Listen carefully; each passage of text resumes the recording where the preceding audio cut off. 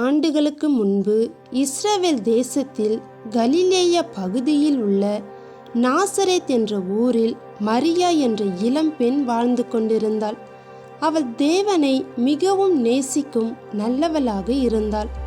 ஒரு நாள் கபிரியேல் என்ற தேவதூதர் மரியாவை சந்தித்து, மரியா, பயப்படாதே, தேவன் உன்னை தேர்ந்தெடுத்துள்ளார். உன்னால் பிறக்க போகும் குழந்தை தேவனின் குமாரன். அவனுக்கு இயேசு என்று பெயர் வைக்க வேண்டும். அவன் உலகத்துக்கு அமைதியும் இரட்சிப்பும் கொடுப்பான் என்று சொன்னார். மரியாவுக்கு அது அதிசயமாக இருந்தாலும் தேவனின் சித்தத்தை ஏற்றுக்கொண்டாள். அந்த நாட்களில் ரோம அரசர் சீசர் பேரரசில் உள்ள அனைவரும் கணக்கெடுப்பு செய்வதற்காக தங்கள் குடும்ப ஊருக்கு திரும்பும்படி உத்தரவிட்டார். அதனால் மரியாவும் அவளை திருமணம் செய்ய போகும் யோசேப்பும் தங்கள் ஊரான பெத்லெஹேம் நோக்கி பயணம் செய்தனர். மரியாவுக்கு குழந்தை பிறக்கும் நாள் நெருங்கி இருந்ததால் அவர்கள் மிகவும் சிரமப்பட்டனர். பெத்லெஹேமுக்கு வந்தபொழுது எல்லா விடுதிகளும் நிரம்பியிருந்தன. இடமில்லை என்பதால் அவர்கள் ஒரு மாட்டு கொட்டாயில் தங்க வேண்டி இருந்தது. அங்கேயே மரியாவுக்கு ஒரு அழகான ஆண் குழந்தை பிறந்தான்.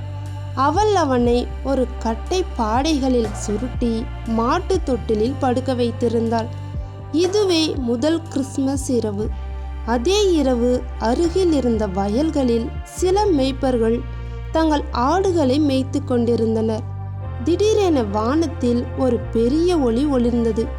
ஒரு தேவதூதர் தோன்றி, உங்களுக்கு ஒரு பெரிய சந்தோஷ செய்தி, இன்று பெத்லெஹேமில் ஒரு இரட்சகர் பிறந்திருக்கிறார் என்று அறிவித்தான்.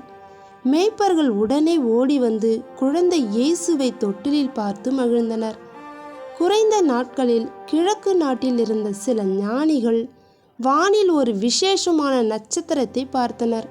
அது ராஜாவின் பிறப்பு என்று அர்த்தம் கொடுக்கும் என்று அவர்கள் அறிந்திருந்தனர். நட்சத்திரத்தை பின்தொடர்ந்து பெத்லெஹேமுக்கு வந்து இயேசுவை தேடி கண்டனர். அவர்கள் கொண்டு வந்த பரிசுகள் தங்கம், குங்குமப்பூ, முறு. அவர்கள் இயேசுவை வணங்கி திரும்பி புறப்பட்டனர்.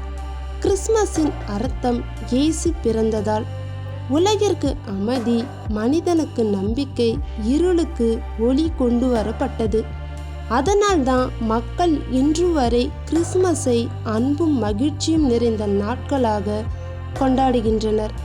இயேசு கிறிஸ்துவின் பிறப்பு கதை உங்களுக்கு பிடிச்சிருந்தா மறக்காமல் நம்ம ஜிகே நேச்சர் ஸ்டுடியோவை சப்ஸ்கிரைப் பண்ணுங்கள். தேங்க்யூ.